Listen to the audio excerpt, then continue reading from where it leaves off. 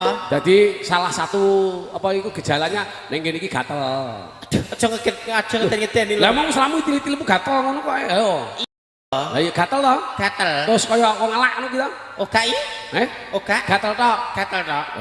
Ya muga Kita intil-intile mluntir.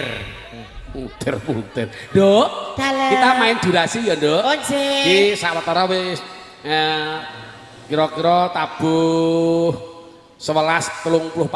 Heeh. Iki bagianmu engko. Jadi 11:35 bar ngono ya. Yo ora. Lho, lah piye? 5 menit ya suwi. Oke. Heeh.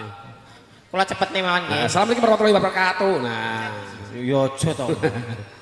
Ya, assalamualaikum warahmatullahi wabarakatuh Ibu, Bapak. Waalaikumsalam warahmatullahi wabarakatuh. Velika. Alhamdulillah ingkang jawab salam kula doaken mlebet swarga. Amin.